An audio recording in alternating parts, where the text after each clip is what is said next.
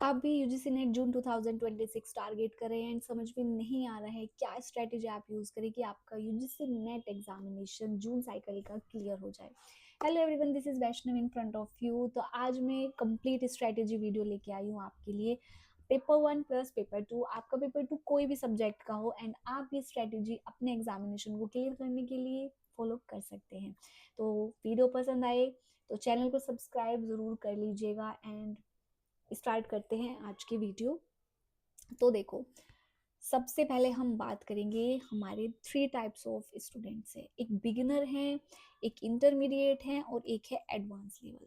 तो जो बिगिनर है उन्होंने अभी तक मान लो तैयारी स्टार्ट की ही नहीं है। वो क्या है, नोटिफिकेशन का वेट कर रहे हैं कि नोटिफिकेशन आएगा तो हम तैयारी स्टार्ट करेंगे। बट इस चक्कर में मत रहना, अभी से स्टार्ट कर दो तैयारी, क्योंकि बहुत ज़रूरी है तैयारी अभी से स्टार्ट करना। तो बिगनर के लिए एक स्ट्रैटेजी अलग रहने वाली है, इंटरमीडिएट के लिए भी एक स्ट्रैटेजी है, जो एडवांस लेवल है। अब देखो, मैं बताती हूँ इन सभी स्टूडेंट्स के बारे में, ये कौन कौन से स्टूडेंट्स है। देखो, बिगिनर जो स्टूडेंट है वो आपका, हम बोल सकते हैं वो वाले स्टूडेंट है जिन्होंने अभी तक थोड़ा थोड़ा थोड़ा थोड़ा सिलेबस, मतलब कुछ टॉपिक कहीं से पढ़ लिया है, कुछ टॉपिक कहीं से पढ़ लिया है।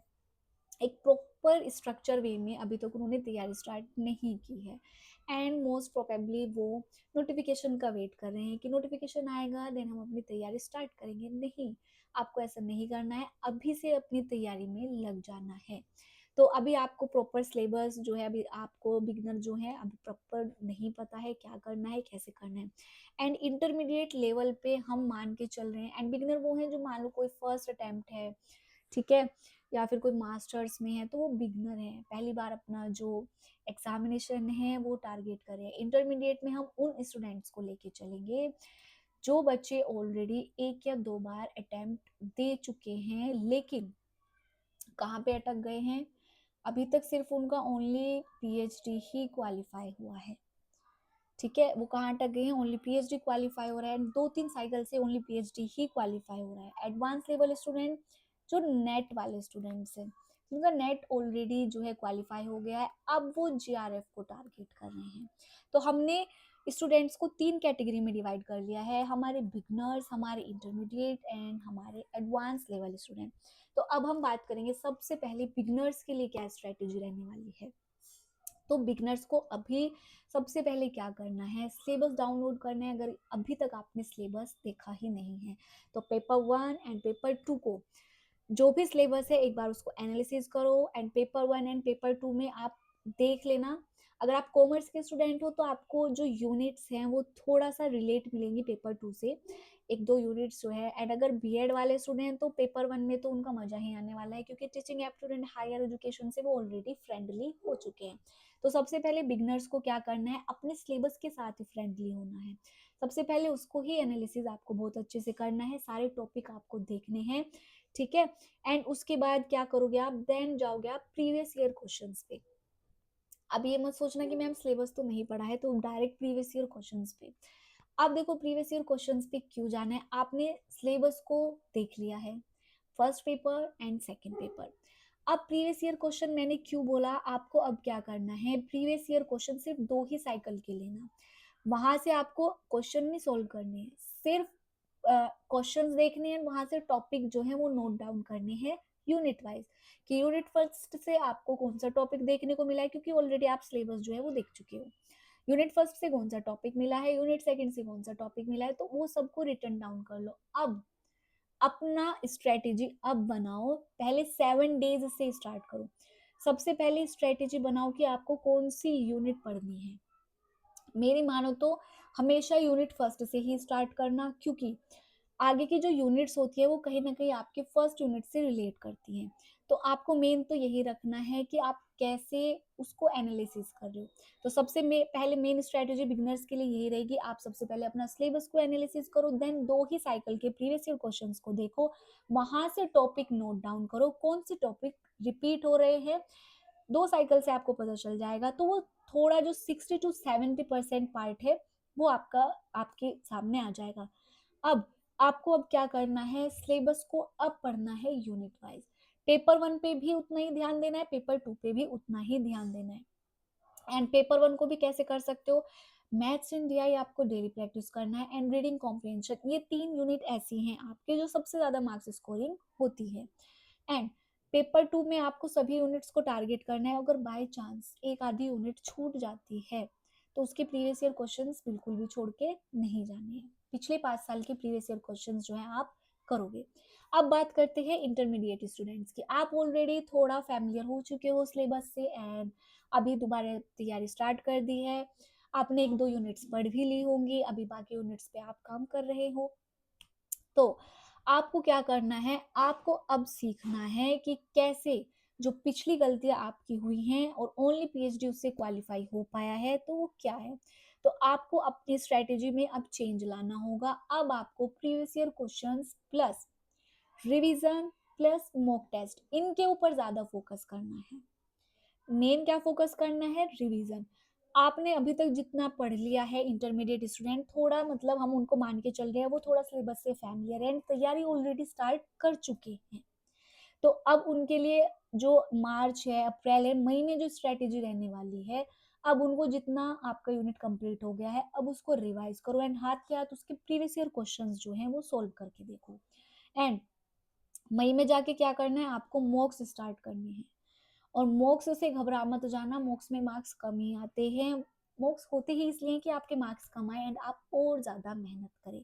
तो इंटरमीडिएट स्टूडेंट्स को यही रखना है कि अपनी 7 डेज की स्ट्रेटेजी बनाओ। बहुत ज्यादा रिजिड प्लान जो लॉन्ग टर्म के होते हैं वो बनाने की नीड नहीं है। डेली टू डेली प्लान बनाओ, एंड एक 1 वीक का प्लान आप बना के रख सकते हो एडवांस में। टू डू लिस्ट डेली बनाओ कि आज आपको क्या करना है, कैसे करना है। तो ये वाला पार्ट आपका रहेगा। जो एडवांस लेवल है उनके बारे में हम बात करें तो मतलब नेट उनका क्वालिफाई हो चुका है, वो जीआरएफ को जो है टारगेट कर रहे हैं। अभी उनको क्या करना है, सिर्फ revision and PYQs and mock test, बस। इसके अलावा कहीं इधर उधर ध्यान देने की नीड नहीं है। मैथ्स ये सभी के लिए है। Maths and DI daily practice करना है, एंड आरसी, ठीक है, ये सभी के लिए है, चाहे वो बिगनर है, इंटरमीडिएट है या एडवांस है, क्योंकि ये बहुत ज्यादा मार्क्स स्कोरिंग आपकी यूनिट्स हो जाती हैं पेपर 1 की। क्योंकि पेपर 1 सभी के लिए कॉमन होता है, तो पेपर 1 को हमेशा डिकोड करने की कोशिश करो। एंड पेपर 1 के जो प्रीवियस ईयर क्वेश्चन है वो ज्यादा से ज्यादा जो है सोल्व करने की कोशिश करो। एंड ज्यादा से ज्यादा क्वेश्चन प्रैक्टिस करो। कभी भी एक सिलेबस पे रिजिट मत रह जाना कि सिर्फ सिलेबस को कंप्लीट करने पे ध्यान दे रहे हो पूरा 6 के 6 महीना, नहीं। जब आपने वो नॉलेज ले ली है तो अब उसको अप्लाई भी करके देखो। यानी कि मान लो अगर आपकी अभी तक, चाहे आप बिगनर भी हो, एक यूनिट कंप्लीट हुई है तो उसके प्रीवियस ईयर क्वेश्चन को बहुत अच्छे से करो, एंड एक एक ऑप्शन को एनालिसिस करो, क्योंकि नेक्स्ट ईयर चांसेस वहीं से बनते हैं। हमेशा याद रखना, प्रीवियस ईयर क्वेश्चन जो सोल्व करने के लिए बोला जाता है वो रटने के लिए नहीं बोला जाता, वो आपको प्रैक्टिस करने के लिए बोला जाता है कि जो सिलेबस आपने ऑलरेडी पढ़ा है, प्रीवियस ईयर क्वेश्चन वो क्वेश्चन होते हैं जो एनटीए ऑलरेडी पूछ चुका है। तो अगर आप वो क्वेश्चन सोल्व कर पा रहे हो तो आप खुद से एनालाइज कर पा रहे हो कि आप उस लेवल तक हो कि आप आगे वो पेपर जो है क्वालिफाई कर पाओगे। तो हमेशा याद रखना, प्रीवियस ईयर क्वेश्चन को सबसे पहले सोल्व करके देखना है, एंड एक एक ऑप्शन को गो थ्रू करना है, एनालाइज करना है। टॉपिक रिपीट होते हैं, क्वेश्चन रिपीट नहीं होगा, पहले ही क्लियर कर देती हूँ। कभी सोचो कि प्रीवियस ईयर क्वेश्चंस का ऑप्शंस का रट्टा मार के बैठ जाओ, नहीं। क्वेश्चंस रिपीट नहीं होते हैं, टॉपिक्स रिपीट होते हैं, माइंड में सेट कर लेना, ठीक है। तो चाहे आप बिगनर हो, इंटरमीडिएट हो एंड एडवांस हो, सबके लिए एक चीज जो कॉमन रहेगी वो रहेगी previous year questions and mock test plus आपका 2-3 बार आपके सिलेबस का रिवीजन। एंड यही स्ट्रेटेजीज काम आती है, और जितना ज्यादा फोकस आप अपना खुद से सेल्फ स्टडी पे कर लोगे, ठीक है, उतना ज्यादा आपके लिए अच्छा है। मान लो बैच लिया हुआ है, सिलेबस भी कंप्लीट हो गया है, लेकिन सेल्फ स्टडी वाला पार्ट क्या आ जाता है, खुद से सिलेबस को रिवाइज करना। एंड कितनी बार आप उसको रिवाइज कर रहे हो ये भी मैटर करता है। आपको कम से कम अपने सिलेबस को पेपर से पहले 2 से 3 बार जो है रिवाइज कर लेना चाहिए, क्योंकि बहुत सारे टॉपिक्स ऐसे होते हैं बार बार रिवाइज करने से ही वो माइंड में सेट बैठते हैं। जैसे आपके ईयर ईयर के लिए आप क्या कर सकते हो, एक चार्ट बना के अपनी टेबल पे, अपने बेड के पास कहीं पे भी पेस्ट कर लो, देन रोज उसको देखो। क्रोनोलॉजी के लिए स्टेप बाय स्टेप भी ऐसे ही आप कर सकते हो, या फिर एक डायरी में लिख के रख लो, डेली उसको करो, क्योंकि एनटीए का पैटर्न थोड़ा चेंज हो चुका है। Chronology, year wise, fact based जो क्वेश्चंस है वो अब ज्यादा पूछे जा रहे हैं। तो अपनी तैयारी को भी इसी तरीके से अब ढालो, इसी तरीके से चेंज करो। And yes, most important, previous year questions का एनालिसिस सबसे जरूरी होता है। एंड ये सिर्फ यूजीसी नेट की नहीं, कोई भी एग्जामिनेशन की अगर आप तैयारी कर रहे हो तो प्रीवियस ईयर क्वेश्चन जो है आपके लिए बहुत ज़्यादा हेल्पफुल हो जाते हैं।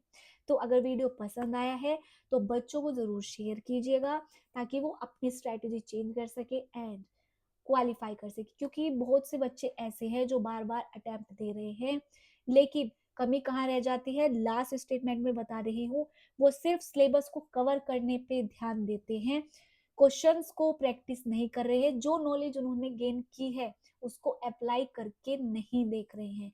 तो ये सबसे बड़ी कमी है, चाहे आप बिगिनर हो, चाहे आप इंटरमीडिएट हो, चाहे आप एडवांस लेवल पे हो। तो आपको क्वेश्चन प्रैक्टिस भी साथ के साथ करनी है। तो आज की वीडियो में इतना ही, एंड मिलेंगे नेक्स्ट वीडियो में कुछ और नई स्ट्रैटेजीज के साथ, ताकि आपका यूजीसी नेट जो जून साइकिल के लिए है वो क्लियर हो जाए।